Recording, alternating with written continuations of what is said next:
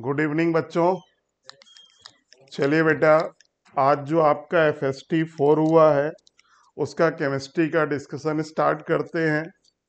पहले 23 क्वेश्चन बेटा मैं करूंगा, बाकी नेक्स्ट क्वेश्चन बेटा आपको रवि उत्तम सर करेंगे। तो चलिए बेटा, आज का हम लोग डिस्कशन स्टार्ट करते हैं सिंह सर के इस मिशन के साथ कि अब पढ़ने का अधिकार सबको, डॉक्टर बनने का भी अधिकार सबको। तो बेटा सिंह सर के इस मिशन के साथ चलिए आज का सेशन बेटा स्टार्ट करते हैं।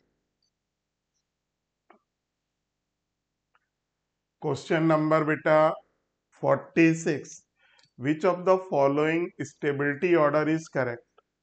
तो देखो बेटा, ये आपको एनायंस दिए हैं, एनायन की स्टेबिलिटी का ऑर्डर पूछ रहा। तो देखिए दो ऑप्शन तो देखो हैलाइड आयन के हैं, तो जरा इसको देख लेते हैं पहले। देखो इसमें बेटा कॉन्सेप्ट क्या लगाना है, जिस एसिड का एनायन जितना स्टेबल होगा वो एसिड उतनी अनस्टेबल होगी, उतनी आसानी से टूटेगी, एसिडिक स्ट्रेंथ उतनी ज्यादा। तो आप बेटा हेलोजन एसिड में आप सबने पढ़ा है HF, HCl, HBr, HI। ये बेटा एसिडिक स्ट्रेंथ का ऑर्डर है। तो एनायन बेटा ऑर्डर क्या होगा, I minus, Br minus, Cl minus, F minus. ये बेटा एनायन की स्टेबिलिटी का ऑर्डर है। देखो HI बेटा स्ट्रॉन्गेस्ट एसिड है, इसका मतलब इसका एनायन बेटा सबसे ज्यादा स्टेबल है। अब देखो बेटा I माइनस सबसे ज्यादा स्टेबल क्यों है? एक तो बेटा I का साइज बड़ा है, इलेक्ट्रोनिगेटिविटी कम है, तो बेटा ये निगेटिव चार्ज को अच्छी तरीके से होल्ड कर पाता है, इसलिए बेटा स्टेबिलिटी ज्यादा। ठीक है ना? तो इस तरीके के दो ऑप्शन देखो, I माइनस लेस, तो ये गलत हो गया। F minus greater Br minus, गलत, दो ऑप्शन गलत हो गए।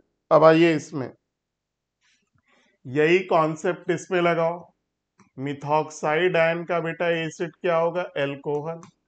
इसका एसिड क्या होगा, थायो एल्कोहल। तो देखो बेटा अनडाउटली ये वाला बॉन्ड वीक है, तो CH3CH is more acidic then CH3OH। तो ये बेटा अगर ज्यादा एसिडिक है तो CH3O माइनस बेटा लेस स्टेबल होगा। तो ये मोर स्टेबल, ये लेस स्टेबल, कॉन्सेप्ट वही लगा लो। S का बेटा साइज बड़ा है, इलेक्ट्रोनिगेटिविटी कम है, निगेटिव चार्ज को अच्छी तरीके से होल्ड कर पाएगा, इसलिए बेटा आपका आंसर सेकंड। इसमें देखो बेटा ये मिथाइल एल्कोहल है और ये बेटा मिथाइल एमीन है, दोनों में H प्लस जोड़ दिया। ठीक है ना? तो देखो एसिडिक स्ट्रेंथ अगर आप देखोगे तो एसिडिक स्ट्रेंथ बेटा मिथाइल एल्कोहल की ज्यादा होती है, तो मिथाइल एल्कोहल की ज्यादा है तो पक्की बात है मिथॉक्साइड आयन बेटा ज्यादा स्टेबल होगा CH3NH प्लस।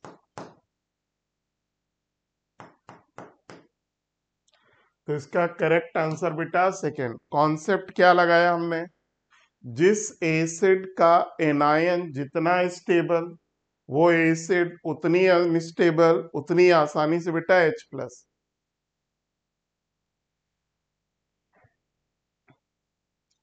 दूसरा देखिए बेटा, which group so -M effect. तो -M के लिए बेटा कॉन्जुगेशन होना जरूरी है, तो चलिए हमने बेंजीन रिंग में बेटा NH3 प्लस को जोड़ दिया।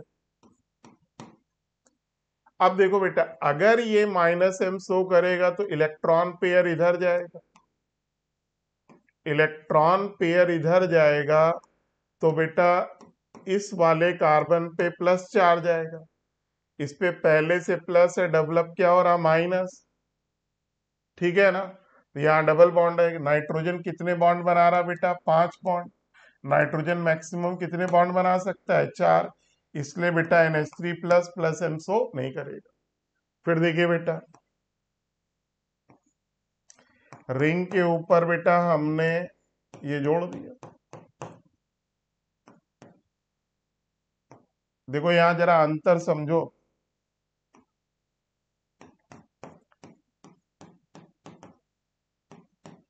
ये बेंजाइल कार्बोकेटायन है, ये बेंजाइल नहीं। देखो बेटा, आपका बेटा ये ग्रुप लगा हुआ है, देखो यहाँ पर बेटा कार्बन की ऑक्टेट कंप्लीट है।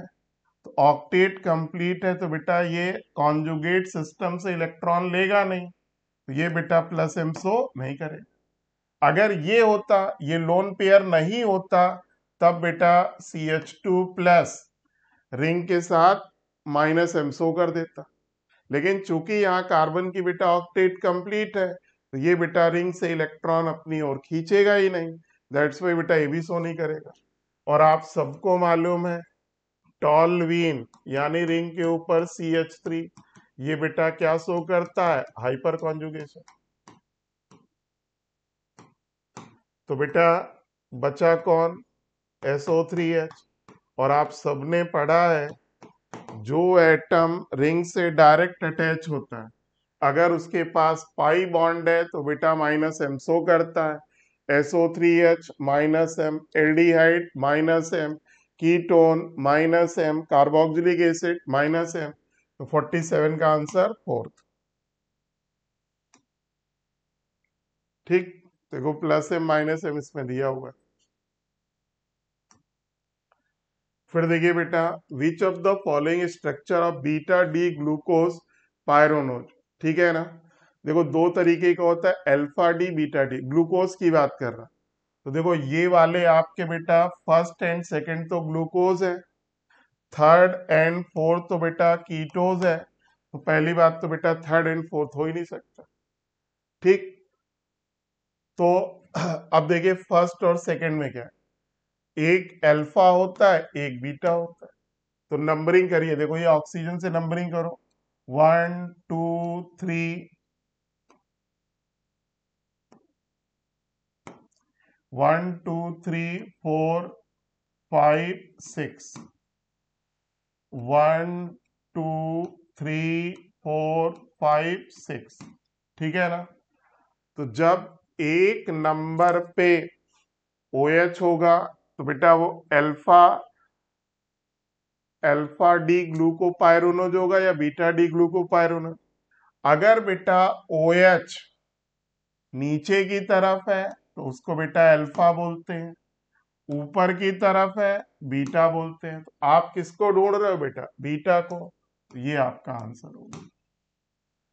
तो पहले देखो बेटा, ये जो चार साइक्लिक स्ट्रक्चर दिए हुए हैं उनमें बेटा फर्स्ट और सेकेंड ग्लूकोज के साइक्लिक स्ट्रक्चर है, थर्ड एंड फोर्थ फ्रक्टोज के साइक्लिक स्ट्रक्चर है। तो थर्ड एंड फोर्थ तो आप छोड़ दो, ठीक है ना। अब फर्स्ट और सेकेंड में एक बेटा अल्फा डी है, दूसरा बेटा बीटा डी। इन दोनों में डिफरेंस बेटा क्या होता है, एक नंबर पे OH की पोजीशन। तो अगर एक नंबर कार्बन पे OH की पोजीशन नीचे की ओर है तो वो अल्फा होता है, ऊपर की ओर है तो बीटा होता है। तो करेक्ट आंसर बेटा सेकेंड। आइए नेक्स्ट बेटा, देखो यहां पर दिया हुआ है अल्फा में देखो नीचे OH, बीटा में बेटा ऊपर OH। Copper sulphate give test for both cupric and sulphate ion. जब इसमें बेटा देखो KCN डालते हैं, तो जब कॉपर सल्फेट में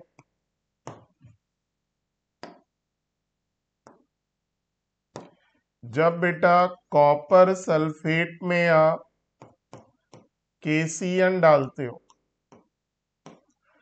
पहले बेटा ये बनता है क्यूप्रिक साइनाइड, CuCN का होल ट्वाइस। ठीक है, फिर बेटा ये अनस्टेबल होता है, ये टूट के बेटा क्यूप्रस आयन बनाता है और CN का होल ट्वाइस हाइड्रोजन। अगर बेटा ये एक्सेस ना लिखा होता तो ये प्रोडक्ट बनता, और तब एक्सेस ना लिखा होता तो ये प्रोडक्ट। अगर एक्सेस लिखा है तो ये बेटा फिर से KCN से रिएक्ट करता है, ये बनाता है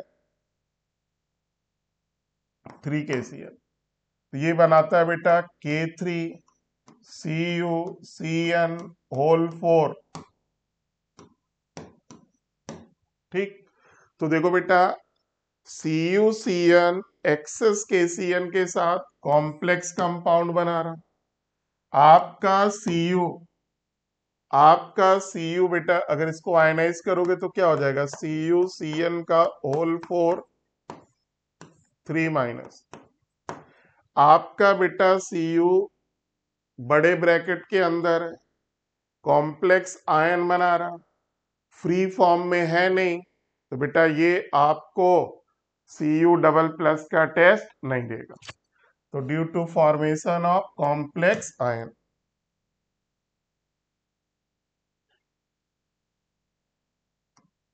फिर देखिए बेटा आइडेंटिफाई, किससे आप बेटा टॉल्वीन से बेंजल्डिहाइड बना सकते हैं। तो बेटा पहला देखो लिखा है chromyl chloride solvent CH2 followed by hydrolysis. तो पहले क्रोमाइल क्लोराइड का एडिशन होता है, फिर हाइड्रोलिसिस। सबने पढ़ा है बेटा इटार्ड रिएक्शन। तो ये इटार्ड रिएक्शन है, इससे आपका बेंजल्डिहाइड बन जाएगा। उसी एनसीईआरटी के पेज पर बेटा ये भी रिएक्शन दी है, क्रोमिक एनहाइड्राइड से रिएक्शन कराते हैं। पहले बेटा एडिशन होता है, फिर हाइड्रोलिसिस होती है, इससे भी बन जाता है। बेटा थर्ड वाले से भी बन जाता है, क्यों? पहले बेटा टॉल्वीन की रिएक्शन क्लोरीन से कराओगे तो ये बेटा 2 हाइड्रोजन डिस्प्लेस हो जाएंगे, CHCl2 बना। अब जब इसकी बेटा आप हाइड्रोलिसिस करोगे तो Cl की जगह बेटा क्या आ जाएगा, OH। एक कार्बन पे बेटा 2 OH नहीं रह सकते, तुरंत वाटर निकल जाएगा और क्या बन जाएगा, CH। तो पहला दूसरा तीसरा तीनों से बनेगा। अब देखो चौथे में क्या होता है, चौथे में बेटा बेंजल्डिहाइड बनेगा, लेकिन कब? जब आपका रिएक्टेंट टॉल्वीन नहीं होगा, बेंजीन होगा। और रिएक्शन को हम लोग बोलते हैं गेटरमैन रिएक्शन। गेटरमैन रिएक्शन, ठीक है ना। तो गेटरमैन रिएक्शन देखो क्या होता है, जब बेटा बेंजीन की रिएक्शन CO प्लस HCl या HCN plus HCl in presence of Lewis acid, ठीक है ना, ये बेटा बनाता है बेंजल्डिहाइड, लेकिन इसको हम गेटरमैन कहते हैं। और स्टार्टिंग मटेरियल बेटा टॉल्वीन की बजाय बेंजीन होता है। तो पहले से बनेगा, दूसरे से बनेगा, तीसरे से बनेगा, चौथे से बेटा नहीं बनेगा। तो करेक्ट आंसर बेटा 4। देख लीजिए, ये आपकी बेटा क्या है, इटार्ड। ये देखो बेटा क्रोमिक एनहाइड्राइड से ये पहले एडिशन प्रोडक्ट पे हाइड्रोलिसिस। फिर देखो टॉल्वीन की हैलोजिनेशन किया, बेंजल क्लोराइड हाइड्रोलिसिस। ये तीनों से ये फर्स्ट ऑप्शन है, सेकंड है, थर्ड है। और ये बेटा देखो यहां पर बेंजल्डिहाइड बन रहा, लेकिन स्टार्टिंग मटेरियल क्या है बेटा, बेंजीन, ना कि टॉल्वीन। अगला देखिए, consider the graph of log R versus time. बेटा फर्स्ट ऑर्डर है, तो फर्स्ट ऑर्डर की इक्वेशन क्या होती, log R equal to log R0 minus K upon 2.303। तो बेटा ये यार देखो, ये y एक्सेस हो गया, ये c प्लस एम एक्स। तो क्लियरली बेटा स्लोप क्या दिख रहा, माइनस के अपॉन 2.303। तो 51 का बेटा थर्ड। अगला देखिए, देख लीजिए, ये एनसीईआरटी की लाइन है, ये आपका फर्स्ट ऑर्डर। ये देखो यहाँ ln है बेटा, ये 0 ऑर्डर का बेटा, ये पेज गलत लगा है, नेक्स्ट पेज होना चाहिए था। टॉलेंस रिएजेंट बेटा क्या है, freshly prepared ammoniacal silver nitrate solution. Aldehyde और कीटोन को डिफरेंशिएट करने में यूज होता है। एलिफेटिक एल्डिहाइड हो या aromatic aldehyde, Tollens reagent ammoniacal silver nitrate के साथ बेटा सिल्वर मिरर टेस्ट देता है, ठीक है ना।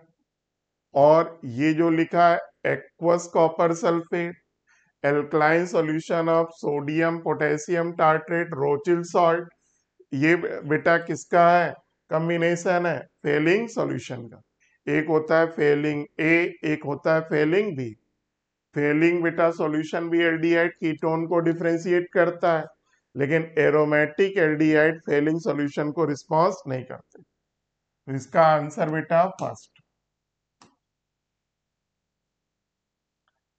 तो देख लीजिए,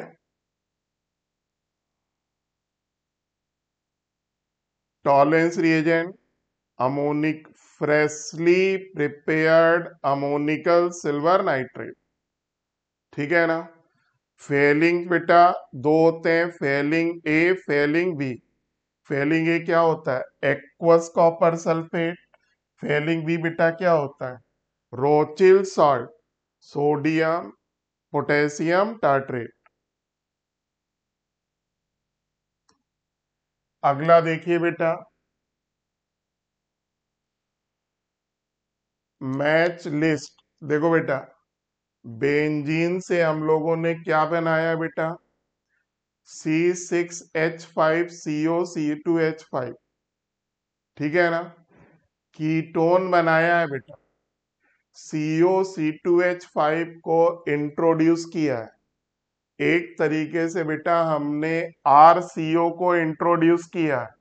कौन सी रिएक्शन बेटा है, फ्रिडिल क्राफ्ट एसाइलेशन, ए का बेटा 4। दूसरी रिएक्शन देखो, एसिटल्डिहाइड से ऑक्सिम बन रहा, एल्डिहाइड से ऑक्सिम बेटा कौन बनाता है, हाइड्रोक्सिल एमीन, बी का फर्स्ट।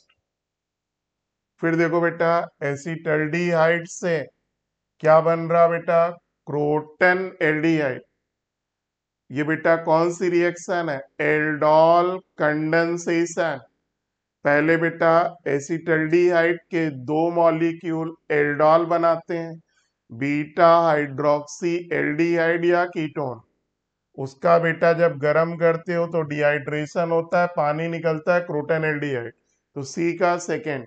डी देखो बेटा, कीटोन को एल्केन में कन्वर्ट कर रहा है, कार्बोनिल ग्रुप को एल्केन में कन्वर्ट कर रहा है। तीन रिएक्शन है, क्लीमेंसन रिडक्शन जो आपके ऑप्शन में है, वुल्फ किचनर रिडक्शन, और बेटा red phosphorus HI।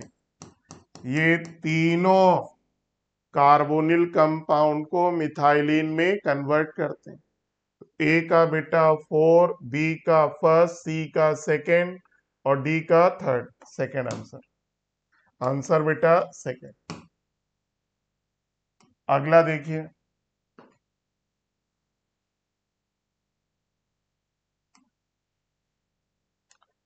For a reaction. देखो बेटा, आपको एक रिएक्शन दिया है, जब रिएक्शन में प्लस क्यू हो तो डेल्टा H बेटा क्या होता है, -Q। फॉरवर्ड की एक्टिवेशन दिया है, बैकवर्ड की पूछ रहा है, तो आप सबने पढ़ा होगा delta H equal to activation of forward minus activation of backward. तो बेटा ये -20, ये बेटा कितना है 60, इसको मान लो x, x बराबर बेटा कितना आया +8। Answer second. इसमें कोई एनसीईआरटी की लाइन नहीं है बेटा। In which of the following process entropy decreases, boiling of milk, temperature बढ़ाने पर बेटा काइनेटिक एनर्जी बढ़ेगी, इंट्रोपी बढ़ेगी। हम क्या ढूंढ रहे हैं, डिक्रीज। इसमें बेटा क्या होगी, इंक्रीज।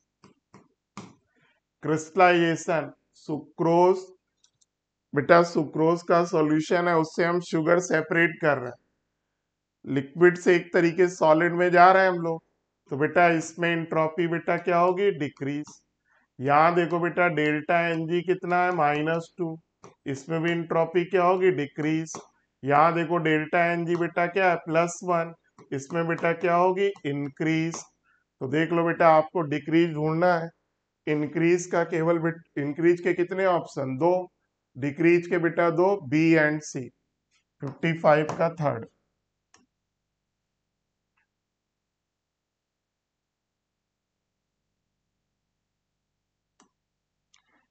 फिर देखिए, विनाइल ब्रोमाइड की रिएक्शन बेटा NaNH2 से करा रहे हैं।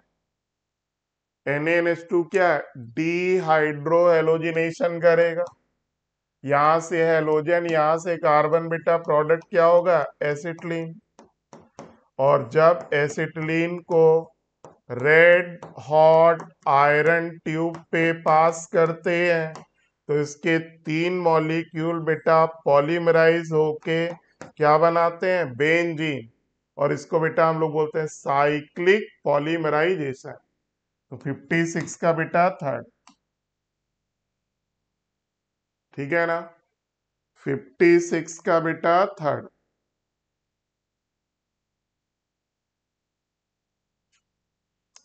देखो ये विनाइल ब्रोमाइड की रिएक्शन NaNH2 से एसिटिलीन बना, और acetylene red hot iron tube बेटा बेंजीन, देखो यहां पर बना। तो दोनों पेज दिया हुआ है। Brown ring test confirm the presence of, ये तो रटा होगा। ब्राउन रिंग टेस्ट बेटा कौन देता है, नाइट्रेट है। तो इसका आंसर बेटा क्या हुआ, सेकंड। अब आइए बेटा 58, फर्स्ट ऑर्डर का क्वेश्चन है। आपको बेटा के चाहिए, के क्या होता है, 2.303 अपॉन टी। कंसंट्रेशन के टर्म पर क्या क्या पढ़ा, initial concentration of reactant, remaining concentration of reactant. तो आपको बेटा यहाँ क्या रखना है, इनिशियल प्रेशर किसका, रिएक्टेंट का, divided by remaining pressure of reactant.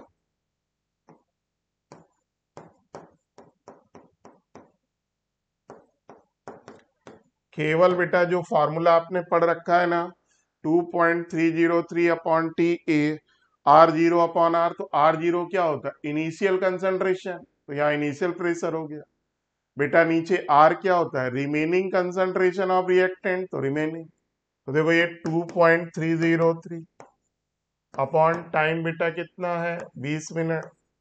Initial pressure कितना है, 10। अब देखो रिमेनिंग बेटा निकाल लो, डाल्टन्स लॉ यूज करो।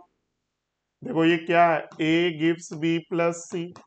तो देखो ये 10 0 0, 20 मिनट के बाद इसका x खर्च हुआ, x बना। डाल्टन्स क्या कहता है, total pressure 10 minus x plus x कितना दिया है, 12। x बराबर कितना हुआ, 2।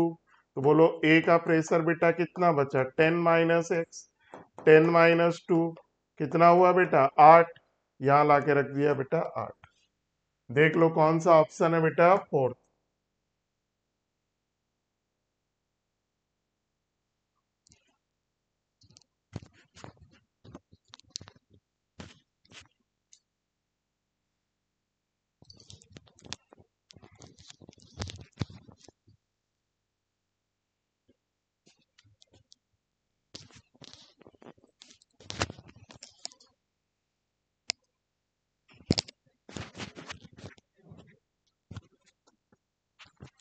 अगला देखो बेटा,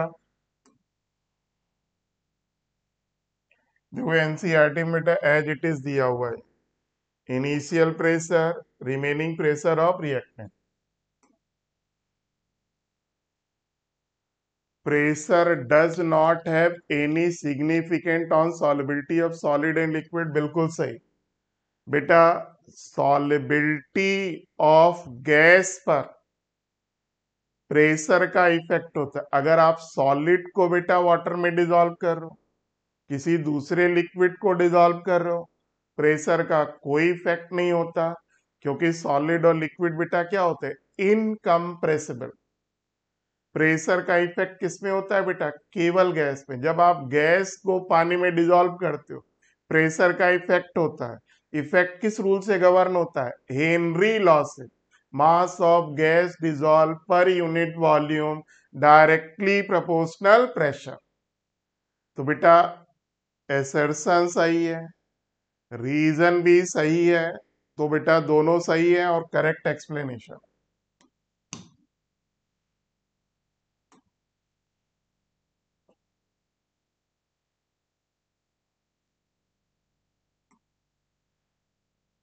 फिर देखिए बेटा, 3 इलेक्ट्रोलाइट है, बेरियम क्लोराइड NaCl NaOH। आपको बेटा किसका निकालना है? Barium hydroxide. बेरियम हाइड्रोक्साइड में बेटा एक केटायन 2 एनायन। तो देखो आपको बेरियम एक चाहिए बेटा। बेरियम किस में है? बेरियम क्लोराइड में। एक चाहिए, एक है, तो बेटा उसको एज इट इज ले लिया जेड। फिर देखो बेटा OH चाहिए। OH बेटा किसमें? NaOH में। आपको कितना चाहिए? 2, उसमें कितना? 1, डबल करके ले लिया, 2x हो गया। अब इन दोनों को बेटा देखो, जो barium hydroxide sorry BaCl2 plus 2NaOH को जोड़ा आपने, तो आपका बेटा बेरियम आयन मिल गया, 2 OH मिल गया, लेकिन फालतू क्या मिला? 2 NaCl। तो NaCl 2 मॉलिक्यूल घटा दो, तो बेटा एक का कितना दिया है? Y। 2 का कितना हुआ? 2y। देख लो कौन सा आंसर है। 2x minus 2y plus Z. 60 का answer second.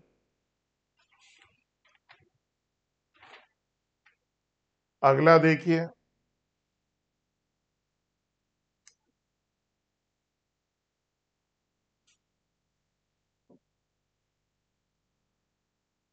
Position isomer. Isomer बेटा क्या होते हैं? जिनका molecular weight same, structure different.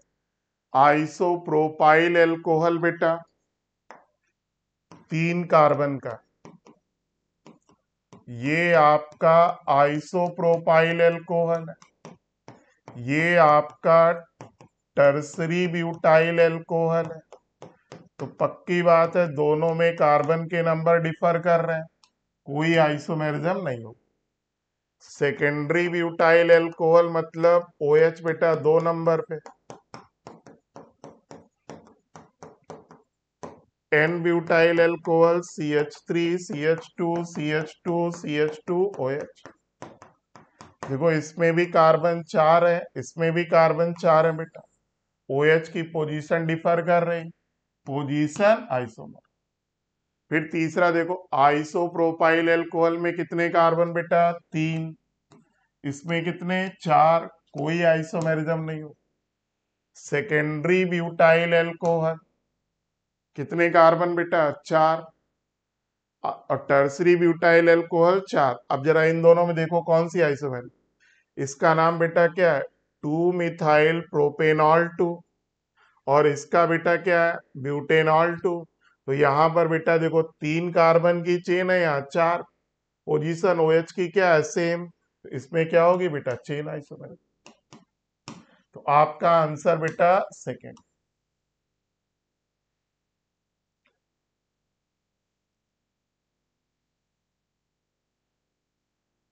देखो बेटा, डिफरेंट बॉन्ड की बॉन्ड एनर्जी दी है।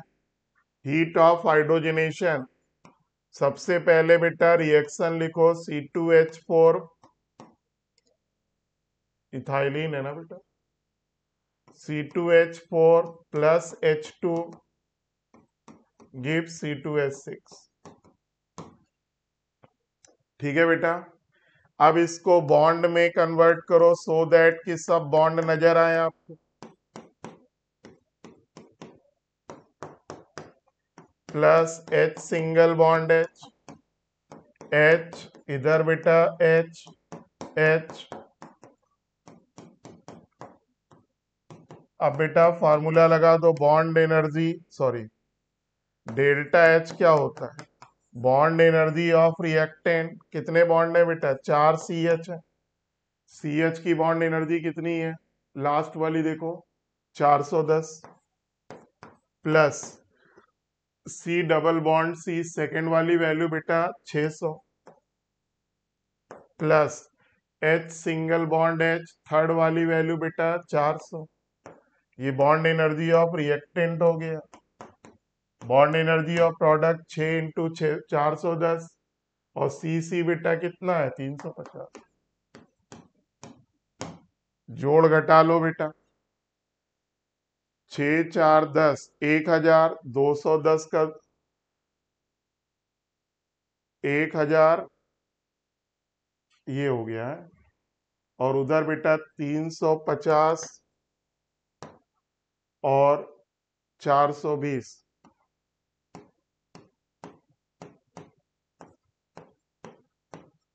770।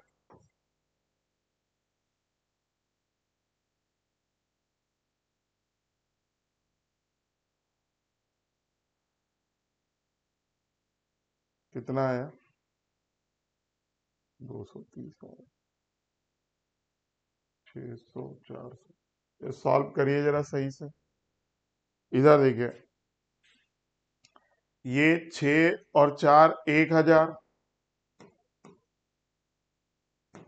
प्लस इसको करेंगे तो बेटा 4 चौको 16 1640 हो गया। टोटल कितना हो गया 2640।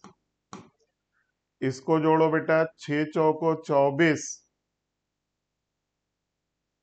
6 चौको 24 और 60 2460 और 350।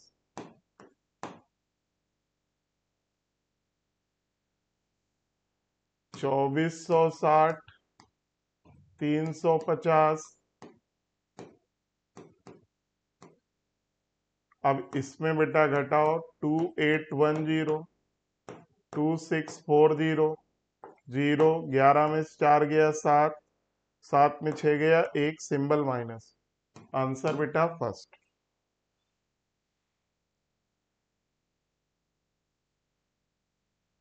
अगला देखिए, विच of the following configuration the value off spin organic momentum is for octahedral. देखो बेटा, ऑक्टाहेड्रल में या तो D2sp3 होता है, inner orbital complex high spin D2sp3 या बेटा sp3d2। तो हमें दो खाली d ऑर्बिटल चाहिए। अब देखो, ये 2.84 दिया है, ये किसके बराबर किया n+2। तो बेटा यहां पर हीट एंड ट्रायल लगाओ तो n बराबर कितना आएगा 3, सॉरी 3 नहीं आएगा। तो ये बेटा किसके ज्यादा क्लोज है 3 के, तो बेटा ये n बराबर यहाँ पर 2 आ जाएगा। करके देख लो, 2 प्लस 2 कितना 4, ये √8 है। यानी आपको बेटा 2 अनपेयर्ड इलेक्ट्रॉन चाहिए। अब जरा देखो 2 कहां मिलेगा, D4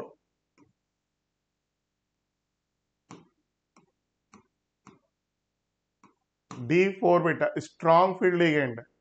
आपको देखो बेटा 2D खाली रखनी है।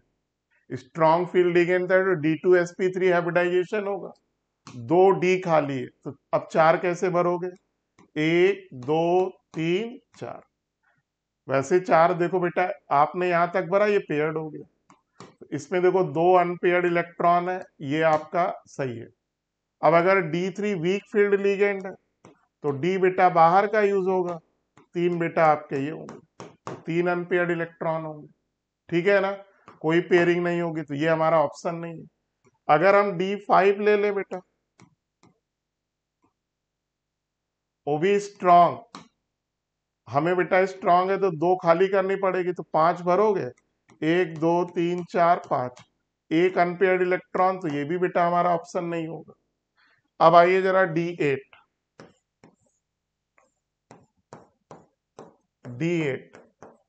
वीक फील्ड लिगेंड है,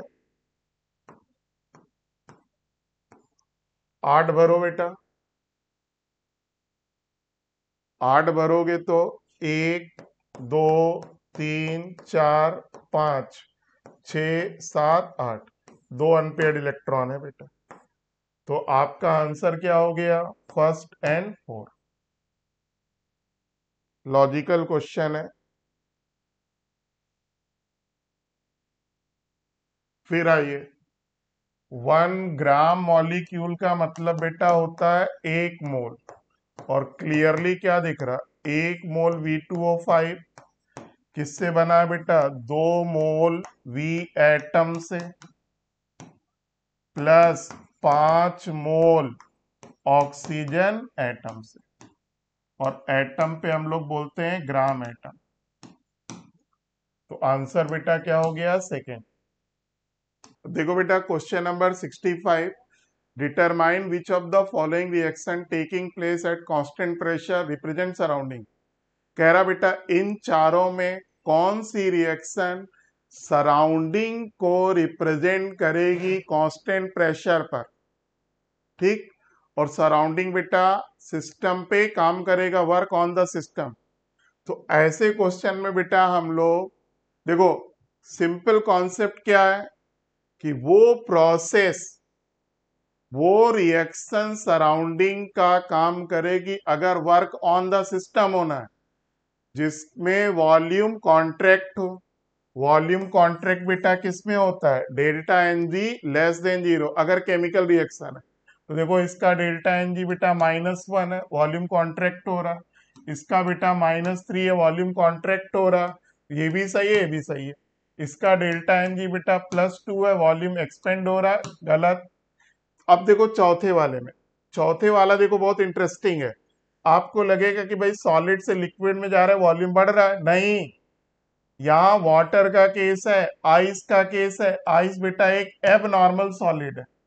एब नॉर्मल सॉलिड है। जब आइस मेल्ट करती है तो वॉल्यूम बेटा इंक्रीज नहीं करता, डिक्रीज करता है। तो यहां पर भी बेटा वॉल्यूम क्या हो रहा? कॉन्ट्रैक्ट। दैट्स वाई बेटा इसमें भी ये किसका काम करेगा? इन्वायरमेंट। तो correct answer first, second and fourth.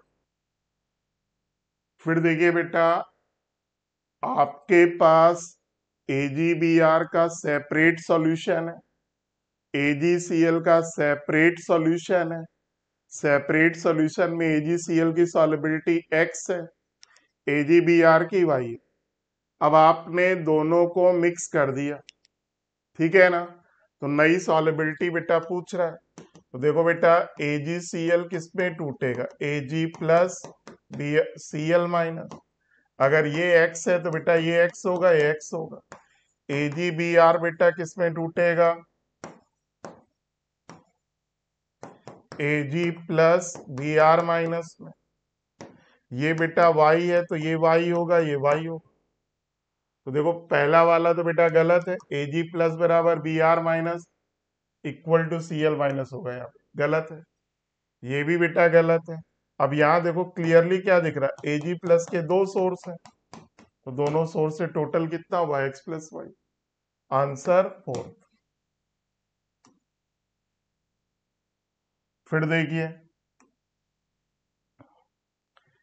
CO is stable. Carbon monoxide stable है, नेचर में पाई जाती है। Silicon oxide is unstable. Silicon monoxide बेटा अनस्टेबल है, बिल्कुल सही है। Due to larger size, silicon का साइज बड़ा होता है, तो सिलिकॉन बेटा P pi bonding like carbon नहीं बना पाता है। रीजन भी बेटा आपका सही है। तो एसर्शन सही है, रीजन सही है, और बेटा करेक्ट एक्सप्लेनेशन। तो 67 का बेटा 1। 68 देखिए,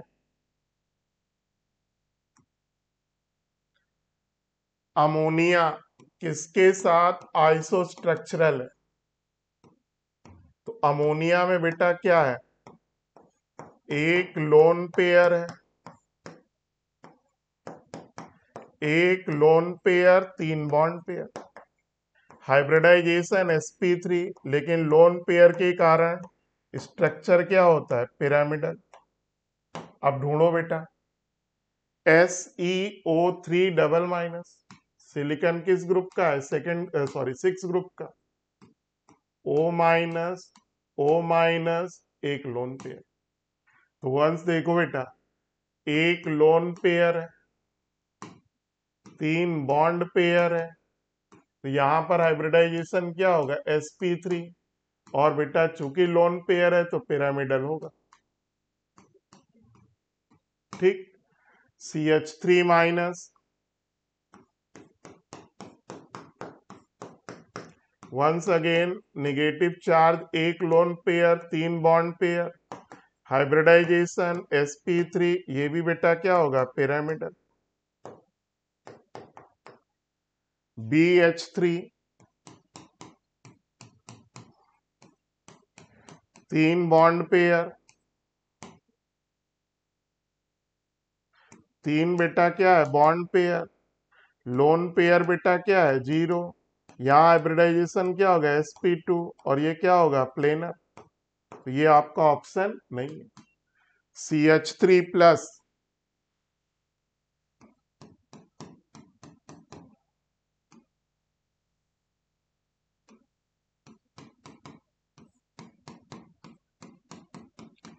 इसमें बेटा 3 bond pair, 0 lone pair, hybridisation sp2, ये भी कैसा होता है, प्लेनर।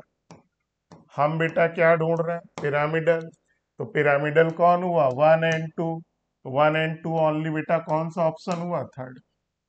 ठीक है, तो बेटा ये 68 तक हमने कर दिया, 69 ऑनवर्ड बेटा रवि उत्तम सर कराएंगे। आइए सर। जय हिंद बच्चों, गुड इवनिंग। तो कैसा हुआ पेपर आज का?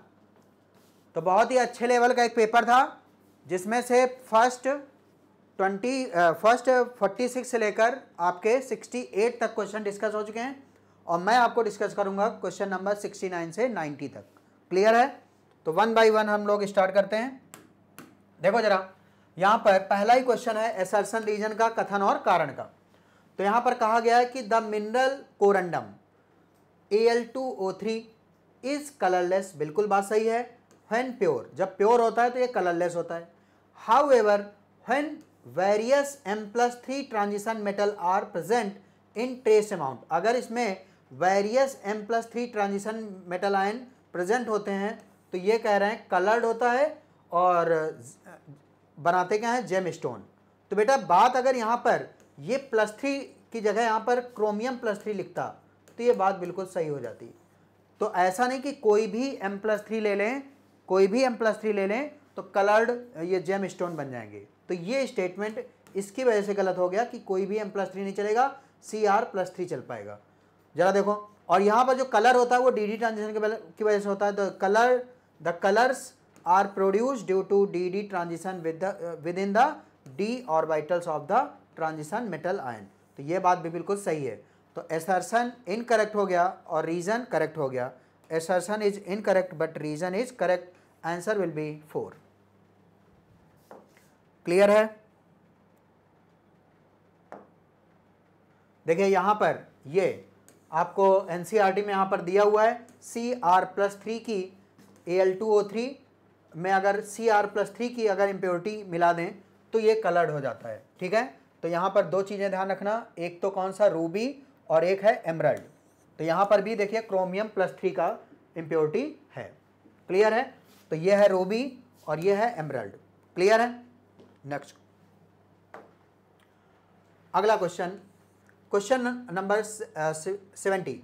द एनर्जी ऑफ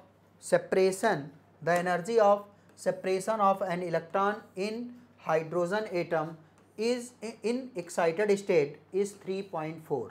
देखो जरा, अगर हम लोग हाइड्रोजन की बात करें तो first shell, second, third, fourth, इसकी एनर्जी होती है -13.6, -3.4, -1.51। अब देखो जरा, अगर मुझे यह कहा गया है कि जो सेपरेशन एनर्जी है वो 3.4 है, इसका मतलब ये कौन सी सेल है, सेकेंड सेल है। क्योंकि अगर इसकी एनर्जी अभी कितनी है, टोटल एनर्जी -3.4, और इसको अगर +3.4 दे दें तो ये इलेक्ट्रॉन कहाँ चला जाएगा, इनफाइनाइट में। तो इसका मतलब कि सेकेंड सेल की सेपरेशन एनर्जी कितनी होती है, 3.4 हाइड्रोजन के लिए। तो इसका मतलब ये क्लियर हो गया कि ये सेल कौन सी है, सेकेंड सेल। ठीक, अब पढ़ो, द डी ब्रॉगली वेवलेंथ बताना है एंगस्ट्रॉम में, associated with the above the electron is. तो इसकी वेवलेंथ कितनी होगी, जो ये इलेक्ट्रॉन है यहाँ पर जो घूम रहा है सेकंड सेल में, उसकी वेवलेंथ कितनी होगी। तो देखो जरा 2πr, इसकी पेरीमीटर जो होता है सेकंड सेल का वो कितना होगा 2πr, और कौन सा सेल है सेकंड, बराबर हम लिखेंगे n लैम्डा, और सेकंड सेल के लिए n2 और ये लैम्डा। अब देखो जरा 2 से 2 कट जाएगा, तो लैम्डा बराबर आ गया पाई इंटू R2। और पाई की वैल्यू कितनी 2, पाई की वैल्यू 3.14, और R2 की वैल्यू, और सेकेंड सेल की R कितनी होती है 0.529 n स्क्वायर बाई z, और n स्क्वायर यानी कि 2 का स्क्वायर 4, और z हाइड्रोजन के लिए कितना 1। और इसको सॉल्व करेंगे तो देखो जरा ये कितना आ जाएगा 4 3 12, और ये हाफ है लगभग, तो ये लगभग 6.66 एंगस्ट्रॉम आ जाएगा आंसर। क्लियर बेटा, तो आंसर कौन सा होगा सेकंड। नेक्स्ट, तो ये कहाँ से दिया गया है, ये देखो एनर्जी का रिलेशन है, ठीक है, तो इससे आपको हेल्प मिल जाएगी। अगला question 71, when Cr2O7 K2Cr2O7 is converted into K2CrO4 the change in oxidation state of chromium is X। तो कह रहे हैं कि Cr2O7 K2Cr2O7 किस में कन्वर्ट हो रहा है K2CrO4। तो यहां पर change in oxidation state chromium का कितना है, जरा देखो यहां पर भी क्रोमियम +6 है और यहां पर भी +6 है, इसका मतलब कोई चेंज नहीं हुआ, यानी x बराबर 0।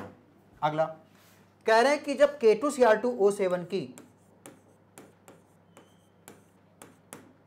रिएक्शन जब हम लोग फेरस सल्फेट से कराते हैं FeSO पर, और Fe यहाँ पर +2 है, और ये एक रिड्यूसिंग एजेंट है क्योंकि खुद ऑक्सीडाइज होगा किसमें फेरिक में। तो बताओ अगर इसको, ये एक ऑक्सीडाइजिंग एजेंट है, तो ये ऑक्सीडाइजिंग एजेंट फेरस को फेरिक में कन्वर्ट कर देगा और खुद रिड्यूस होगा किसमें Cr+3 में। क्लियर है, और यहाँ है क्रोमियम +6 में, तो चेंज इन ऑक्सीडेशन स्टेट कितने का हुआ, चेंज इन ऑक्सीडेशन स्टेट एक क्रोमियम का कितने का 3 का। क्लियर है, तो क्रोमियम में यहाँ पर चेंज इन ऑक्सीडेशन +6 से +3। क्लियर है, तो इसका मतलब चेंज इन ऑक्सीडेशन स्टेट 3 का, तो y = 3। अब देखो जरा पूछा गया है यहाँ पर x + y, तो बताओ यहाँ पर 0 + 3 बराबर कितना होगा 3। Clear, next question. अब देखो ये कहाँ से दिया गया है, ये यहाँ पर पूरा आप पढ़ेंगे तो यहाँ पर पूरा दिया हुआ है कि क्रोमियम डाइक्रोमेट और क्रोमेट दोनों में ऑक्सीडेशन स्टेट +6 होता है। आगे 72, which one of the following statement is incorrect, कौन सा इनकरेक्ट है, जरा देखना। Nitrogen and sulphur and halogen are phosphorus are detected by Lassaigne test, बिल्कुल सही है। अगर nitrogen, sulphur, halogen and phosphorus को डिटेक्ट करना है तो कौन सा टेस्ट, लैसाग्ने, ये सही है। Adsorption chromatography is based on the differential adsorption, बिल्कुल सही है, of various component of mixture on the adsorbent, बिल्कुल सही बात है। Partial chromatography involve partition chromatography involves continuous partitioning of the components of the mixture between stationary and mobile phase, बिल्कुल सही है। पार्टीशन क्रोमेटोग्राफी में continuous partitioning होती है, किसमें, स्टेशनरी फेज और मोबाइल फेज में, ये भी सही है। नाइट्रोजन एस्टिमेटेड बाई कैरियस, नहीं, कैरियस से नहीं, इसको या तो ड्यूमास से या जेल्डाल से, तो ये स्टेटमेंट गलत हो गया, तो इनकरेक्ट कौन सा हो गया, आंसर होगा 4th। नेक्स्ट क्वेश्चन, तो ये सब आपका एनसीईआरटी में स्पेस से दिया हुआ है। अगला क्वेश्चन यहाँ देखो, कह रहे हैं कि कौन सी यहाँ पर डिसप्रपोर्शनेशन रिएक्शन का एग्जांपल है। तो यहाँ पर देखो जरा, कॉपर +1 और यहाँ पर कॉपर +2 में चेंज हो गया, और ये कॉपर, ये ऑक्सीडेशन और ये रिडक्शन, कॉपर का ही ऑक्सीडेशन और कॉपर का रिडक्शन, तो ये डिसप्रपोर्शनेशन है। तो डिसप्रपोर्शनेशन में सेम एलिमेंट का ऑक्सीडेशन और सेम एलिमेंट का रिडक्शन होता है। तो यहाँ देखो जरा, KMnO4 में जो Mn है वो है +7, यहाँ पर K2MnO4 में अगर हम लोग बात करें तो K2MnO4 में +6 और यहाँ पर Mn +4, तो देखो यहाँ पर इसका भी रिडक्शन और इसका भी रिडक्शन, जबकि होना क्या चाहिए, एक का ऑक्सीडेशन और एक का रिडक्शन। तो यहाँ पर इसका मतलब कि ये वाला तो डिस्प्रपोर्शनेशन नहीं है, ये है, ये नहीं है। यहाँ देखो जरा MnO4 -2, तो MnO4 -2 ये +6, MnO4 -1 +7 और MnO2 +6, तो देखो ऑक्सीडेशन भी है और रिडक्शन भी है, इसका मतलब ये डिस्प्रपोर्शनेशन है। और ये देखो जरा यहाँ पर डिस्प्रपोर्शनेशन रिएक्शन का उल्टा है, डिस्प्रपोर्शनेशन का उल्टा है, तो ये वाली रिएक्शन कौन सी हो गई, कम प्रोपोर्शनेशन, तो ये डिस्प्रपोर्शनेशन नहीं है। क्लियर है? तो कौन कौन से आंसर हो गए, A and C, A and C only, answer will be third. Next question, तो ये एनसीईआरटी में बेटा डिस्प्रपोर्शनेशन रिएक्शन आप पढ़ सकते हैं यहाँ पर। अगला question 74, for the chemical reaction X gives Y, एक कोई केमिकल रिएक्शन है X गिव्स Y और द स्टैंडर्ड रिएक्शन गिव्स एनर्जी डिपेंड्स ऑन टेम्परेचर, तो ये रिलेशन दिया हुआ है delta G nought equal to कितना, delta G nought equal to 120 minus 3/8T। अब देखो जरा 3/8T, अब मैं इसको स्टैंडर्ड इक्वेशन से कंपेयर करूं तो डेल्टा जी नॉट अपना होता क्या था, delta H not minus T delta S, तो ये बताओ जरा डेल्टा एस और ये टी, तो देखो कंपेयर करने पर ये पता चला कि डेल्टा एच नॉट कितना है बेटा 120 और कंपेयर करने पर डेल्टा एस नॉट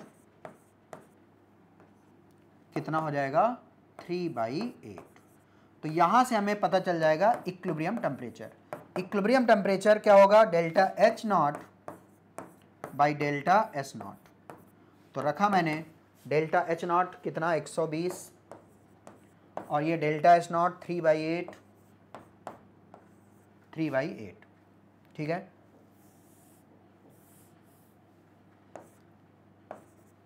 ये काटेंगे 3 चौको 12 यानी 40, तो 8 चौको 32, 320 ये आ गया, यानी कि 320 केल्विन पर वो रिएक्शन क्या है, इक्विलिब्रियम पर है। अब देखो जरा यहाँ डेल्टा एच क्या है, पॉजिटिव है, यानी इंडोथर्मिक रिएक्शन है, तो रिएक्शन कैसी है, रिएक्शन कैसी है, इंडो। अब देखो जरा, और इक्विलिब्रियम टेम्परेचर है 320, तो बताओ जरा 320 से अगर हम टेम्परेचर कम करते हैं, यानी कि इंडोथर्मिक रिएक्शन का अगर टेम्परेचर हम इक्विलिब्रियम टेम्परेचर कम करेंगे, तो बताओ जरा ये रिएक्शन किधर शिफ्ट हो जाएगी, रिवर्स यानी बैकवर्ड, यानी क्या हमें मिलेगा, ज़्यादा मिलेगा x। और अगर मैं 320 से बढ़ाऊंगा तो टेम्परेचर बढ़ाने पर रिएक्शन किधर शिफ्ट होगी, फॉरवर्ड, यानी कि ज़्यादा कौन होगा, y। चेक करते हैं, यहाँ पर टेम्परेचर अगर कहें 315, तो 315 320 से कम है, यानी कि टेम्परेचर घटा रहे हैं, यानी रिएक्शन शिफ्ट होगी टुवर्ड्स बैकवर्ड, यानी कि हमें क्या मिलेगा, x ज़्यादा मिलेगा। तो x कह रहे हैं कि मेजर कंपोनेंट कौन सा होगा इस टेम्परेचर पर, तो देखो जरा यहाँ पर 320 से कम टेम्परेचर लिया है, तो रिएक्शन शिफ्ट हुई बैकवर्ड, यानी x ज़्यादा मिलेगा, यही आंसर सही हो गया। जहाँ पर देखो 280 केल्विन है और 280 केल्विन फिर से कम है, तो रिएक्शन बैकवर्ड शिफ्ट होगी, तो कौन सा मिलेगा ज़्यादा, x, यहाँ क्या लिख दिया, y, गलत हो गया। यहाँ पर देखो जरा 350 320 से ज़्यादा है, और 320 से ज़्यादा अगर कर देंगे तो रिएक्शन शिफ्ट होगी फॉरवर्ड, यानी हमें मेजर क्या मिलेगा, y, क्या लिख दिया इन्होंने, x। यहाँ देखो जरा 320 से 300 कम है, और अगर 320 से कम करेंगे रिएक्शन शिफ्ट होगी बैकवर्ड, कौन सा ज़्यादा मिलेगा, x, यहाँ लिख दिया इन्होंने y, answer will B first. Clear है? नेक्स्ट क्वेश्चन, तो ये बेटा जेईई मेंस का PYQ था, ठीक है। चलो अगला क्वेश्चन, कह रहे हैं यहाँ पर कि इनकरेक्ट प्रॉपर्टी आपको बताना है। यहाँ पर देखो जरा आयनिक रेडियस, तो बेटा अगर एलिमेंट सेम है और पॉजिटिव चार्ज बढ़ने के साथ साइज घटता है, पॉजिटिव चार्ज बढ़ने के साथ साइज घटता है, और यहाँ पर इन्होंने लिख दिया +3 का साइज, आयनिक रेडियस ज़्यादा है, यही क्या हो गया, गलत, आंसर विल बी फर्स्ट। यहाँ देखो जरा nitrogen oxygen second ionisation, nitrogen oxygen ये हो बेटा 2s2 2p3, ये है 2s2 2p4। यहाँ देखो जरा हाफ फील्ड स्टेबल है, तो नाइट्रोजन की अगर हम लोग फर्स्ट आयनेशन की बात करें तो फर्स्ट आयनेशन नाइट्रोजन की ज़्यादा होती है ऑक्सीजन से, लेकिन अगर हम लोग सेकेंड आयनेशन की बात करें तो सेकेंड आयनेशन की बात करेंगे तो ये बेटा एक इलेक्ट्रॉन निकल गया तो यहाँ पर क्या बचेगा 2, और एक इलेक्ट्रॉन निकलने के बाद ये हो गया 3, तो बताओ ये अब हाफ फील्ड स्टेबल हो जाएगा। तो यहाँ पर ionisation energy, second ionisation energy किसकी ज़्यादा हो जाएगी, नाइट्रोजन से ज़्यादा ऑक्सीजन की। तो ये सेकेंड आयनाइजेशन एनर्जी ऑक्सीजन की ज़्यादा होगी, सही है। कॉपर से बड़ा साइज जिंक का होता है, बिल्कुल सही बात है। डी ब्लॉक में पहले साइज घटता है, फिर कांस्टेंट हो जाता है, और फिर साइज बढ़ जाता है। क्लियर है? तो कॉपर से बड़ा साइज किसका होता है, जिंक का। क्लियर है? तो ये बात भी बिल्कुल सही है। Indium thallium, first ionisation energy अगर हम लोग बात करें इंडियम और थैलियम, तो बेटा इंडियम ये है और उसके नीचे कौन है, थैलियम। लेकिन यहाँ पर लैंथेनाइट कॉन्ट्रैक्शन की वजह से इंडियम से बड़ा साइज होना चाहिए थैलियम, लेकिन ये साइज लगभग क्या हो जाते हैं, इनका बराबर हो जाता है। तो इनका साइज बराबर हो गया, रीज़न है लैंथेनाइट कॉन्ट्रैक्शन, और जब साइज कॉन्ट्रैक्ट होगा तो आयनाइजेशन एनर्जी बढ़ जाएगी। तो अगर इंडियम थैलियम में देखें तो साइज तो लगभग बराबर है, लेकिन आयनाइजेशन एनर्जी थैलियम की ज़्यादा होती है इंडियम से। तो बिल्कुल सही है, थैलियम की आयनाइजेशन एनर्जी ज़्यादा है। तो गलत कौन सा हो गया, आंसर विल बी फर्स्ट। और ये कहाँ से लिया गया है बेटा, यहाँ पर आप डी ब्लॉक जाएंगे तो ये आपको यहाँ पर मेटालिक साइज दिया हुआ है जिंक और कॉपर का। देखो 128, 137, तो आप ये देख सकते हैं जिंक कॉपर। क्लियर है? और ये आयनिक रेडियस के बारे में यहाँ पर पूरा दिया हुआ है कि जो आयनिक रेडियस होती है पॉजिटिव चार्ज बढ़ने के साथ घटती है, और नेगेटिव चार्ज बढ़ने के साथ बढ़ती है। अगला question 76, the equilibrium constant Kp for the thermal dissociation PCl5। तो PCl5 का थर्मल डिकम्पोजिशन हो रहा है PCl3 प्लस Cl2। क्लियर है? अब देखो जरा यहां पर the Kp for the thermal decomposition of PCl5 at 200 degree centigrade is, तो इसका मतलब Kp यहां दे दिया है कितना, 1.6। अब देखो जरा यहाँ पर 50% डिसोसिएशन हो रहा है, यानी अल्फा क्या है, 0.5। क्लियर है? अब देखो जरा A gives B plus C type की रिएक्शन के लिए डिग्री ऑफ डिसोसिएशन अल्फा बराबर होता है, Kp बराबर होता है अल्फा स्क्वायर अपान में 1 minus alpha square into P total. और अपने को निकालना भी क्या है कि the pressure at which it is 50% dissociated, यानी कि हमें पी टोटल निकालना है। तो देखो जरा Kp कितना दिया है, 1.6, अल्फा स्क्वायर यानी 0.5 का स्क्वायर, तो ये कितना हो जाएगा 0.25। क्लियर है? 0.5 का स्क्वायर, चलो अपान में 1 माइनस अल्फा का स्क्वायर फिर 0.25 इंटू पी टोटल। तो देखो जरा ये सॉल्व करेंगे तो पी टोटल कितना आ जाएगा, ये हो जाएगा 0.75 और ये है 0.25, तो ये कितना आ जाएगा 1/3 और 16×3 = 48, यानी कितना 4.8। क्लियर है? Answer will B first. Answer कौन सा होगा, फर्स्ट। नेक्स्ट क्वेश्चन, तो ये भी बेटा PYQ मॉडिफाइड क्वेश्चन है, ठीक है। अगला क्वेश्चन 77, यहाँ पर कह रहे हैं कि following transformation are carried out NO से NO प्लस, NO से NO प्लस। तो यहाँ पर पहले तो NO के पास टोटल इलेक्ट्रॉन देखें जरा, टोटल इलेक्ट्रॉन NO के पास कितने हैं, तो यहाँ पर नाइट्रोजन के पास 7 हैं और इसके पास 8 हैं। क्लियर है? तो टोटल इलेक्ट्रॉन कितना हो गया 15, और 15 का बॉन्ड ऑर्डर कितना होता है 15 का बॉन्ड ऑर्डर होगा बेटा कितना 2.5। यहाँ देखो जरा CN, और CN में अगर हम लोग देखें कार्बन में कितने 6 और इसके पास 7 और 6 13, तो 13 इलेक्ट्रॉन है, और 13 इलेक्ट्रॉन का भी बॉन्ड ऑर्डर कितना होता है 2.5। तो देखो यहाँ पर अब बताओ इसने एक इलेक्ट्रॉन लूज किया तो अब इलेक्ट्रॉन कितने हो गए 14, इसने एक इलेक्ट्रॉन 13 ने एक इलेक्ट्रॉन गेन किया तो अब कितने हो गए 14, और 14 का बॉन्ड ऑर्डर कितना होता है 3 और इसका भी बॉन्ड ऑर्डर 3। तो देखो बॉन्ड ऑर्डर 2.5 से 3 हो गया, यहाँ पर भी 2.5 से 3 हो गया, यानी दोनों जगह बॉन्ड ऑर्डर इंक्रीज हो रहा है। तो bond order is increase in both cases, answer will be third. तो कहाँ दिया है बेटा NCERT में पूरा बॉन्ड ऑर्डर इसमें आप देखेंगे तो बॉन्ड ऑर्डर इक्वल टू क्या है, bonding electron minus anti bonding electron by 2। Next question 78, total number of moles of AgCl। AgCl के टोटल मोल कितने मिलेंगे अगर हम लोग यहाँ पर एक्सेस AgNO3 को हम लोग यहाँ पर डाल दें। तो बताओ जरा, यहाँ पर जो Cl कोऑर्डिनेशन स्फीयर के बाहर है उतने जितने Cl बाहर हैं उतने मोल AgCl के मिलेंगे। तो बताओ यहाँ पर 1 मोल यहाँ से, 2 मोल यहाँ से, यहाँ 0 मोल और यहाँ 2, तो 2 2 4 और ये 5, और यहाँ से कोई नहीं मिलेगा। तो टोटल कितने हो गए, 2 2 4 और 1 5।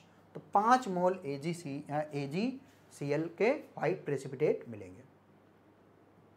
कहाँ दिया है ये बेटा, अगर इसको आप डिस्कस करेंगे देखेंगे NCERT में पेज नंबर 119 कोऑर्डिनेशन केमिस्ट्री में, क्लियर है। तो ये देख लेंगे टोटल कितने मोल AgCl के मिलेंगे, इससे आपको हेल्प मिल जाएगी। Question number 79, A first order reaction has the rate constant K। तो फर्स्ट ऑर्डर रिएक्शन है उसके लिए रेट कांस्टेंट K। तो फर्स्ट ऑर्डर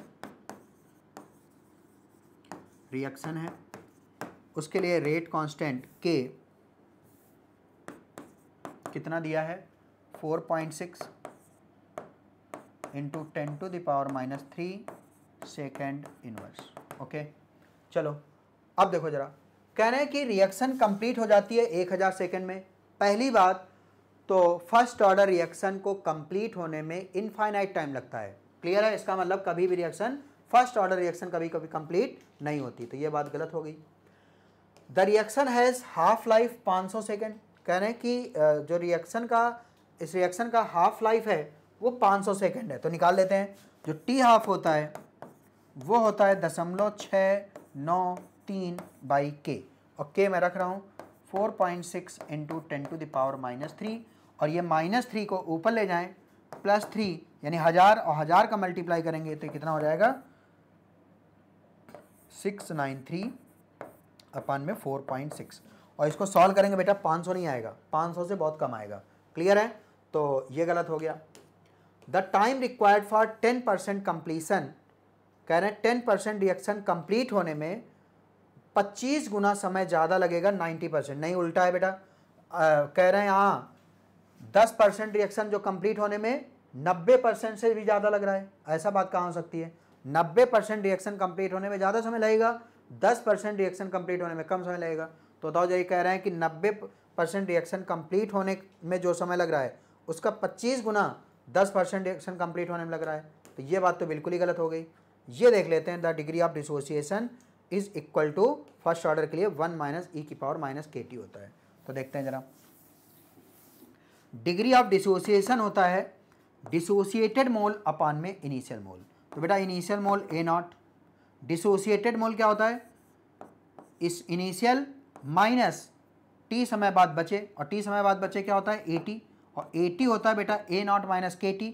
तो देखो जरा, सॉरी AT होता है यहाँ पर फर्स्ट ऑर्डर के लिए A0 e⁻⁻kt, ये होता है। तो देखो मैंने क्या लिखा, डिसोसिएटेड मोल अपान में इनिशियल मोल, और डिसोसिएटेड मोल क्या होता है, इनिशियल में कितने थे और कितने बचे, तो A0 - AT, और AT होता है A0 e⁻⁻kt। तो बताओ यहाँ से A0 मैंने कॉमन ले लिया और ये A0 कट गया, तो बताओ यहाँ से अल्फा बराबर आ गया 1 - e⁻⁻kt। तो फर्स्ट ऑर्डर रिएक्शन के लिए अल्फा यानी डिग्री ऑफ डिसोसिएशन क्या होगा, 1 - e⁻⁻kt। Answer will B 4th। Next question, clear है।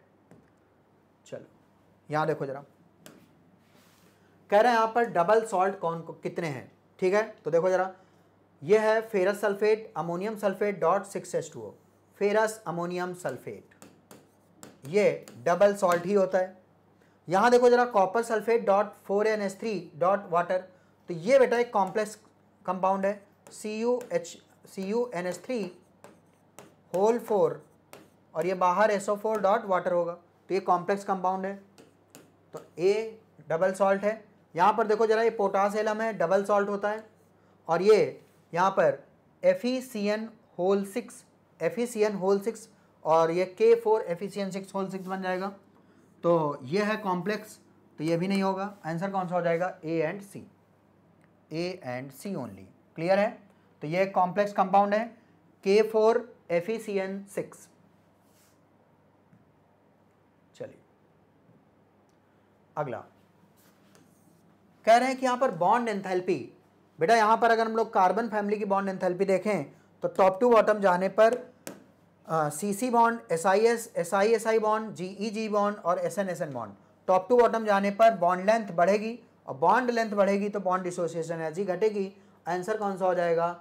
बॉन्ड एंथैल्पी के लिए आंसर विल बी 4th। तो सबसे ज़्यादा किसकी? कार्बन कार्बन, फिर सिलिकॉन सिलिकॉन, क्योंकि यहाँ पर लोन पेयर रिपल्सन नहीं देखना। क्लियर है? लोन पेयर है ही नहीं। चलो, तो कहाँ से लिया गया था बेटा? पी ब्लॉक से। अगला क्वेश्चन है 82। Match the column. मैंने इधर लिखा है आयन और इधर लिखा है उसके मैग्नेटिक मोमेंट। मैग्नेटिक मोमेंट का फार्मूला होता है बेटा √N+2 बोर मैग्नेटॉन। तो यहाँ पर N होता है नंबर ऑफ अनपेयर्ड इलेक्ट्रॉन। यहाँ देखो जरा, कोबाल्ट होता है बेटा 27 और +3 यानी कि 4s2 3d7। तो बताओ ये 2 इलेक्ट्रॉन s के निकल गए और एक d से निकल जाएगा, तो ये क्या हो जाएगा? d6। क्या हो जाएगा? d6। और d6 में अनपेयर्ड इलेक्ट्रॉन कितने होते हैं बेटा? 4। तो इसका मतलब अगर अनपेयर्ड इलेक्ट्रॉन 4 हैं तो देखो जरा, 4 + 2 6, 6 × 4 24, √24। तो इसकी मैचिंग किससे हो जाएगी? 4 से। तो ए की मैचिंग, फर्स्ट की मैचिंग 4 से। देखो जरा, ए की है, आंसर विल बी फर्स्ट। चलो अगला भी देख लेते हैं। क्रोमियम। क्रोमियम होता है 24, एक्सेप्शन है ये 4s1 3d5। अब बताओ +3 का मतलब ये एक इलेक्ट्रॉन यहाँ से, 2 इलेक्ट्रॉन यहाँ से, तो ये हो गया 3d3, और 3d3 का मतलब 3 अनपेयर्ड, तो 3 और 2 5, और 5 नहीं 15, √15। तो इसका मैचिंग किससे हो जाएगा? 4 से। क्लियर है? 2 की मैचिंग 4 से। ओके, अभी तो एक जगह और है। ये देखो 4 और 4, और ये 2 की मैचिंग 5 से, 2 की मैचिंग 5 से। आंसर इसका कौन होगा? 3rd होगा। क्लियर है? और भी चेक कर लेते हैं। Fe+3 26 Fe होता है, 4s2 3d6, 4s2 3d6। अब देखो जरा, +3 करना है, 2 इलेक्ट्रॉन ये निकल गए, एक ये, तो ये आ गया d5, और d5 में अनपेयर्ड कितने? 5, और 5 रखो जरा, 5 और 2 7, और 7 × 5 = 35, यानी क्या हो गया? इसकी मैचिंग थर्ड की मैचिंग सेकंड से। बिल्कुल सही है। अब आंसर बिल्कुल क्लियर हो गया कि आंसर कौन होगा? 3rd। तो कहाँ दिया हुआ है इसके लिए आप ये देख सकते हैं एनसीईआरटी में, ये मैग्नेटिक मोमेंट का फार्मूला, और ये देखो मैग्नेटिक मोमेंट डिफरेंट आयन के लिए ये कैलकुलेट भी किए गए हैं। क्लियर है? यहाँ देखो 83, 2 लिक्विड्स हैं A and B are mix to form an ideal solution. तो 2 लिक्विड A और B को मिला के एक आइडियल सोल्यूशन बनाया गया। तो कह रहे हैं then match the column 1 and column 2। चलो अब देखो जरा, अगर A के मोल फ्रैक्शन अगर मैंने 1 कर दिए, इसका मतलब B के मोल फ्रैक्शन 0 हो गए। और अगर केवल और केवल अगर A ही है तो बताओ वहाँ पर प्योर A है, और A का प्रेशर प्योर फॉर्म में उसको बोलते हैं P0 A, यानी कि PS = क्या हो जाएगा? P0 A। तो बिल्कुल सही है। यहाँ देखो जरा, XB = 1 हो गया, और अगर XB = 1 है तो X से बराबर कितना होगा? 0, यानी कि B प्योर है, और B का प्योर फॉर्म में वेपर प्रेशर क्या होता है? P0 B, यानी कि PS = P0 B। तो B की मैचिंग सेकंड से, और D की मैचिंग 4 से। अब आ जाओ जरा इधर, अगर मैं लिक्विड स्टेट में A और B के दोनों के मोल फ्रैक्शन सेम ले लूँ, तो ऊपर किसके मोल फ्रैक्शन, वेपर फेज में किसके मोल फ्रैक्शन ज़्यादा मिलेंगे? तो जिसकी वोलेटिलिटी ज़्यादा होगी। तो बताओ जरा, अगर लिक्विड फेज में मोल फ्रैक्शन सेम है, A और B के मोल फ्रैक्शन सेम है, तो वोलेटिलिटी जिसकी ज़्यादा होगी उसका वेपर प्रेशर ज़्यादा होगा। तो बताओ जरा, अगर यहाँ पर XA और XB के मोल फ्रैक्शन सेम है, यानी mole fraction of A and mole fraction of B same है, और कह रहे हैं कि P0 A ज़्यादा है P0 B, इसका मतलब कि A more volatile than B। तो अगर A वोलाटाइल ज़्यादा है तो यहाँ पर A की वेपर प्रेशर ज़्यादा होगा। तो बताओ जरा, इसका मतलब YA ज़्यादा होगा। अब YA ज़्यादा है YB से, इसकी मैचिंग किससे? 3rd से। तो बताओ जरा, A की मैचिंग 3rd से, A की मैचिंग 3rd से, ठीक, B की मैचिंग सेकंड से, B की मैचिंग सेकंड से, D की मैचिंग 4 से। बिल्कुल सही। आंसर कौन सा हो गया? 4। अगर इसको भी समझना चाहते हैं यहाँ पर दोनों की वोलेटिलिटी सेम हो गई।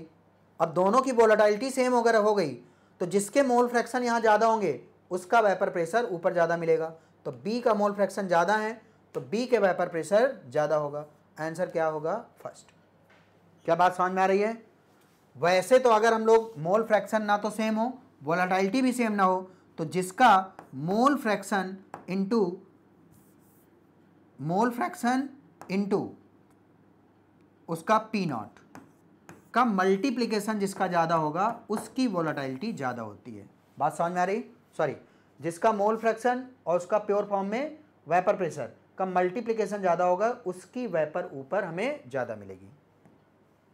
ये ग्राफ बना हुआ है, इससे एनसीईआरटी में हम लोग समझ सकते हैं।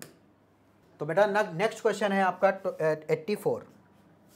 देखो जरा 84 में कहा गया है कि कौन सा करेक्ट स्टेटमेंट है। देखो जरा, कंसीडर द फॉलोइंग स्टेटमेंट, अच्छा करेक्ट नहीं, कंसीडर द फॉलोइंग स्टेटमेंट। इसके बाद आपको पूछा गया है कि कौन सा ट्रू है, ट्रू के लिए टी और फॉल्स के लिए एफ। तो देखो जरा, order of reaction can be fractional और जीरो, बिल्कुल सही है। ऑर्डर फ्रैक्शनल, नेगेटिव, पॉजिटिव कुछ भी हो सकती है, लेकिन मॉलिक्युलरिटी होल नंबर में ही हो सकती है, ना तो फ्रैक्शनल ना तो जीरो। तो molecularity of the reaction can be fractional नहीं, ये बात गलत हो गई। But can not be zero, हाँ जीरो नहीं हो सकती है लेकिन फ्रैक्शनल भी नहीं होती है। Slowest step in the mechanism of complex reaction is considered as the rate determining step, बिल्कुल सही है। कॉम्प्लेक्स रिएक्शन है तो मल्टी स्टेप होगी, उसमें जो रेट डिटरमाइनिंग स्टेप होगा वो स्लोएस्ट स्टेप होगा, सही है। Unit of rate constant of the second order reaction, कह रहे हैं मोल लीटर सेकंड इनवर्स होती है, नहीं। किसी भी ऑर्डर की रिएक्शन जो होती है वो होती है मोल पर लीटर की power 1 minus order second inverse. तो देखो जरा, अब अगर हम लोग सेकंड ऑर्डर की बात करें तो n बराबर 2 हो गया, तो 1 माइनस 2 माइनस 1, तो इसका मतलब ये हो गया mole minus 1 litre plus 1 second inverse. तो ये गलत हो गया बेटा। आगे देखते हैं, order is applicable to elementary as well as complex, बिल्कुल सही है। ऑर्डर एलिमेंट्री और कॉम्प्लेक्स दोनों के लिए होती है, but molecularity only applicable for elementary reaction, ये बिल्कुल बात सही है। तो कौन कौन सा सही गलत हुआ? True false true false true, true false true false true, answer will be second. Next question, और ये एनसीईआरटी बेटा आप कहां से देख सकते हैं? ये एनसीईआरटी में दिया हुआ है, order of reaction and molecularity of reaction. अब चलिए क्वेश्चन नंबर 85, यहां पर मॉलिक्यूल दिए हैं, इधर दिए हैं सेब। चलो SF2Cl2, सल्फर बेटा वैलेंस इलेक्ट्रॉन कितने? 6, और हाइड्रोजन हमेशा सिंगल बॉन्ड से, 2 फ्लोरीन 2 क्लोरीन। तो बताओ जरा, 4 सिग्मा 1 लोन पेयर, और 4 और 1 5, यानी हाइब्रिडेशन हो गया sp3d, और sp3d के साथ 1 लोन पेयर सेब कैसा? सीसॉ सेब। आगे आ जाते हैं, ClF3 वैलेंस इलेक्ट्रॉन कितने बेटा? 7, और यहाँ पर ऑक्सीजन के 3 हैलोजन है, तीनों हैलोजन सिंगल बॉन्ड से। तो बताओ यहाँ पर अगर हम लोग देखें तो लोन पेयर कितने हो गए? 2, तो 3 सिग्मा 2 लोन पेयर यानी फिर से 5, यानी हाइब्रिडेशन हो गया sp3d, और sp3d के साथ 2 लोन पेयर, सेब कैसा होगा? टी सेब। SOCl2 कितना valence electron? 6, oxygen double bond से,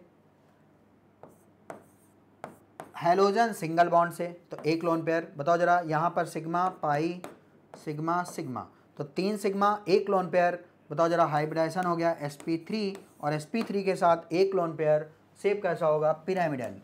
तो बताओ जरा SCl2 एक ही बचा, कौन सा? वी शेप या बेंड शेप। जरा देखो वैलेंस इलेक्ट्रॉन कितने? 6, और 2 Cl, हैलोजन हमेशा सिंगल बॉन्ड से।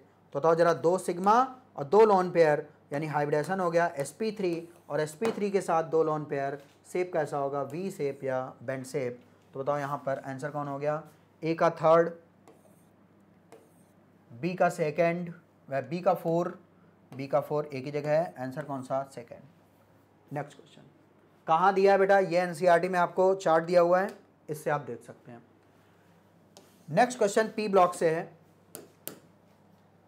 तो correct list 1 match list 1 with list 2 and choose the correct option. तो यहाँ लिस्ट 1 में मॉलिक्यूल दिया है और उसका फार्मूला दिया है। तो देखो जरा, हाइपोफॉस्फोरिक एसिड, हाइपोफॉस्फोरिक एसिड का फार्मूला होता है H4P2O6, तो ए की मैचिंग 4 से। फॉस्फीनिक एसिड, फॉस्फीनिक एसिड, तो बी की मैचिंग यहाँ पर किससे हो जाएगी, H3PO2, यानी कि यहाँ पर फॉस्फीनिक एसिड है कौन सा, हाइपोफॉस्फोरस एसिड, इसी का नाम है हाइपोफॉस्फोरस एसिड, H3PO2। तो पहले की ए की मैचिंग हो गई 4 से, ए की मैचिंग 4 से एक ही जगह है, बी की मैचिंग 3rd से, बी की मैचिंग 3rd से, आंसर कौन सा हो गया, यही पर पहला ही हो गया। अब देखो जरा, पायरोफॉस्फोरस एसिड, पायरोफॉस्फोरस एसिड H4P2O5, यहाँ पर फास्फोरस एसिड H3PO3 और इसकी मैचिंग किससे हो जाएगी, 2nd से, आंसर विल बी 1st। ये पी ब्लॉक से दिया गया बेटा। अगला क्वेश्चन, यहाँ पर आईपीएसी नॉमेनक्लेचर किया गया बेटा, करना है आपको।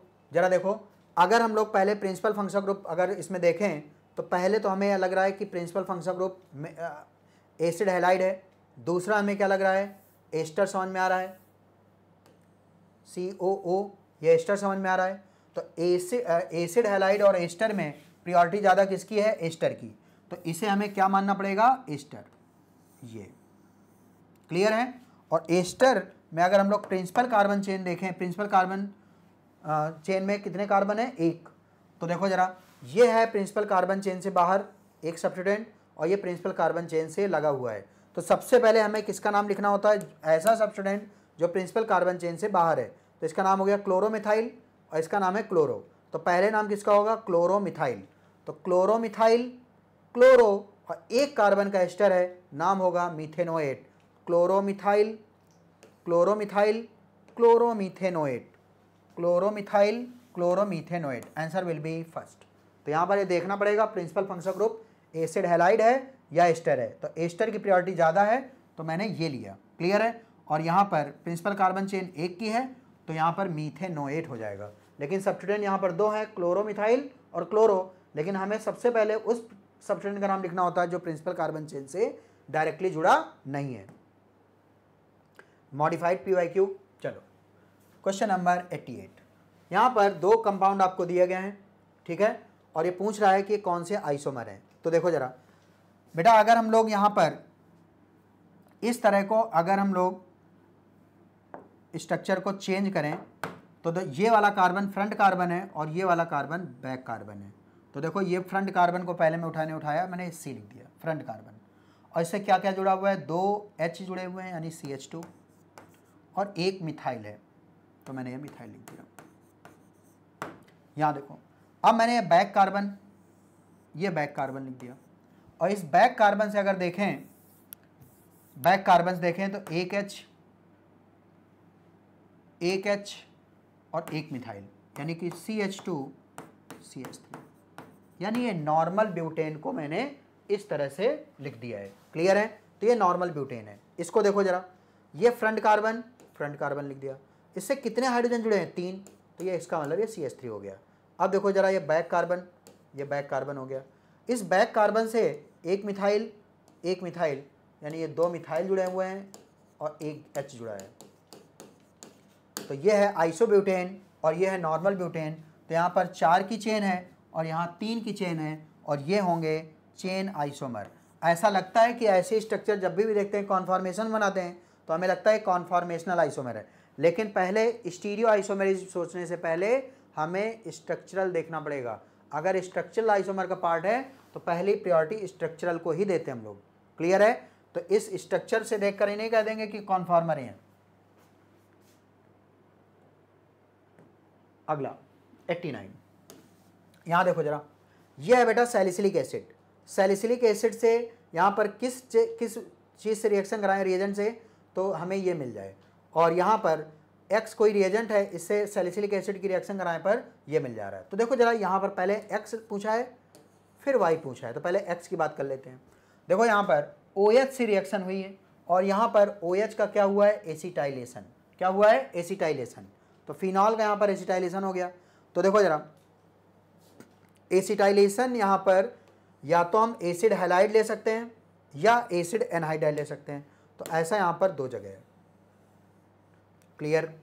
तो इसका मतलब कि यहाँ पर x हमें क्या लेना पड़ेगा, क्योंकि हमें इसका एसिटाइलेशन कराना है, तो हमें यहाँ पर या तो एसिटाइलेटिंग रिएजेंट दो होते हैं, कौन कौन से, या तो एसिटिक एनहाइड्राइड या एसिड हैलाइड। तो कुल मिला के ये गलत हो गया, ये गलत हो गया। अब देखो जरा y यहाँ पर रिएक्शन हुई है COOH से, और यहाँ पर देखो जरा COOH का यहाँ पर क्या हुआ है, एस्टरिफिकेशन, एसिड, इसका मतलब यहाँ पर क्या लेना पड़ेगा, अल्कोहल। तो एसिड और अल्कोहल क्या बन जाएगा, एस्टर, तो एस्टरिफिकेशन। तो एस्टरिफिकेशन के लिए एसिड के साथ हमें अल्कोहल लेना पड़ेगा। तो यहाँ पर ये देखो आगे, अच्छा यहाँ दो बार लगातार यहाँ पर क्या करा दिया उन्होंने, एसिटाइलेशन। तो यहाँ पर पहले एसिटाइलेशन, सॉरी x यहाँ पर एसिटाइलेशन, और यहाँ पर y क्या होगा, एस्टेरिफिकेशन। तो एसिड एंड अल्कोहल ले लेंगे तो क्या हो जाएगा, मीडियम एसिडिक रखेंगे तो क्या बन जाएगा, एस्टर। तो ये हो जाएगा आंसर कौन सा, सेकंड।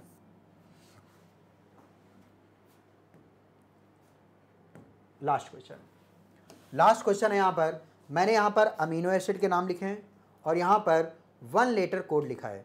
तो आपको ये याद ही होना चाहिए, एनसीईआरटी में गिवन है और ये जेईई मेंस का PYQ है, ठीक है। तो ग्लूटामिक एसिड का 1 लेटर जो कोड होता है वो कौन सा होता है, E। क्लियर है, यह ध्यान रखना है। ग्लूटामाइन का जो 1 लेटर कोड है वो क्या है, Q। और टायरोसिन का जो 1 लेटर कोड है वो होता है Y। और जो ट्रिप्टोफैन है उसका 1 लेटर कोड है W। तो बताओ जरा मैचिंग कौन सी हो गई, फर्स्ट। A का 3rd, B का 1st, C का 4 और D का 2nd। क्लियर है? तो आंसर हो जाएगा 4। कहाँ दिया है आपको, ये देखो जरा 1 लेटर कोड आपको एनसीईआरटी में दिए हुए। क्लियर है? तो ये जेईई मेंस का PYQ था। तो बेटा केमिस्ट्री का पूरा डिस्कशन हो चुका है। टोटल 45 क्वेश्चन थे, जिसमें से फर्स्ट जो 46 से लेकर 68 तक थे वो क्वेश्चन डिस्कस किया विजय सर ने, इसके आगे मैंने किया। तो उम्मीद है कि डिस्कशन आपको बहुत ही अच्छा लगा होगा। ऐसे आप लगातार पेपर देते रहिए, ठीक है। सिलेक्शन आपका बिल्कुल सुनिश्चित है। Thank you so much.